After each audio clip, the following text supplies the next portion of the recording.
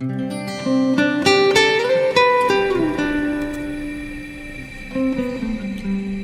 Inner Circle, the cold has descended upon our streets, and the results of the latest Sydney street count has confirmed what we already knew to be true.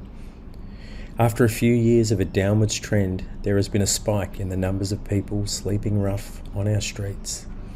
At the moment, it is a common sight to see the Wayside courtyard full of people soaking up the sun, which thankfully still carries a bit of warmth in it.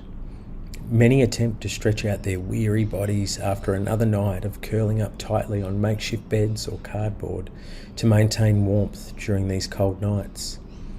Is there a word that encompasses the feeling of both gratitude and sadness? There is gratitude that we are there, greeting everyone with love and a good measure of patient tenderness, as some occasionally lash out in exhaustion. And also sadness that our country seemingly can't provide a roof for everyone in it. If you find that word, please let me know. Today marks the first day of winter. Rarely do I ask something so directly of you, and even then I do so only with trepidation. Could you please help us continue being there for those who need us most by making a donation to our winter appeal? A few dollars given in love will make a huge difference. Our numbers have grown from 200 a day to now 300. We need you. The word companion really means to share bread with, and is the best pathway to compassion. All meals served are shared in our community, meaning that after the food is served, we all sit together. Last week, we were all sharing our sadness at the death of Tina Turner, when all of a sudden an impromptu rendition of Simply the Best began. Everyone joined in together at the top of their lungs, and I glanced over at a young man. He's relatively new to us, but his eyes speak of a heavy sadness that has enveloped him as his life has fallen apart over the past year. Much to my surprise and delight, a great big gorgeous smile had broken out across his face. As we left together, I quietly told him how good it was to see his face all lit up, and he agreed. It's been a long time between smiles, John, but the people and the love here at Wayside is slowly bringing them back.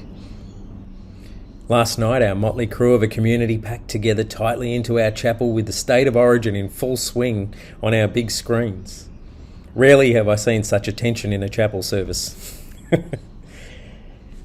They call the NRL the people's game. Well, you can't get any more down to earth than the screaming that went on. A few of our community elders requested pies and sauce, so we delivered. Some others wanted streamers to make it look like a party.